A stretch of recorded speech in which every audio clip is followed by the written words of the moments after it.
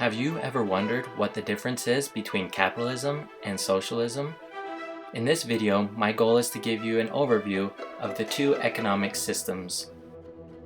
Capitalism and socialism are two main economic systems used around the world.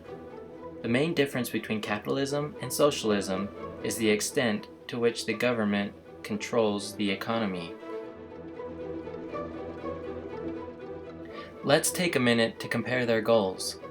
Capitalism allows for private enterprises to have more control over the economy, and that society is better off when the distribution of wealth is determined by a freely operating market and not the government.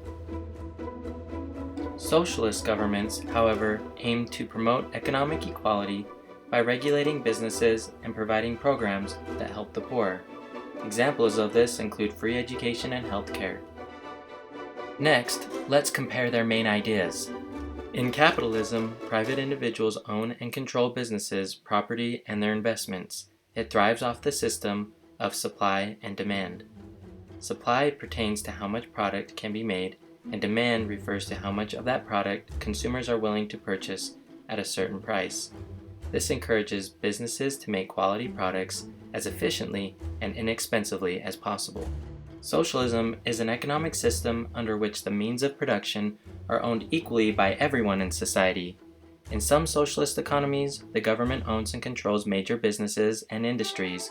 In others, individual ownership of business and property is allowed, but with high taxes to help pay for social programs that serve the common good. Next, let's compare income and ownership. Capitalist systems make little or no effort to prevent income inequality. This financial inequality is intended to encourage competition and innovation, which should ultimately drive economic growth.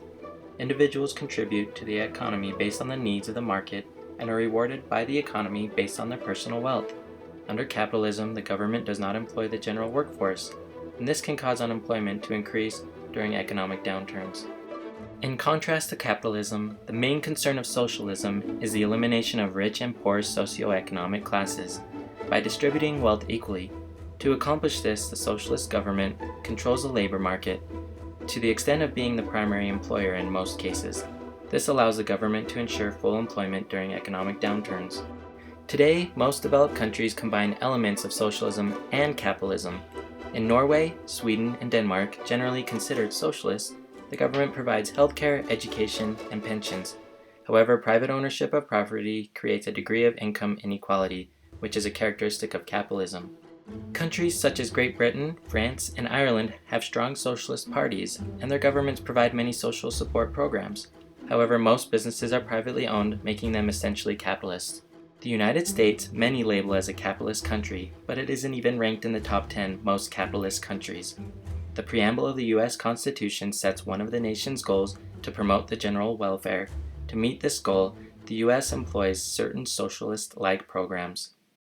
Thank you for watching. If you like this video, please subscribe to Illustrate to Educate to support more videos being made.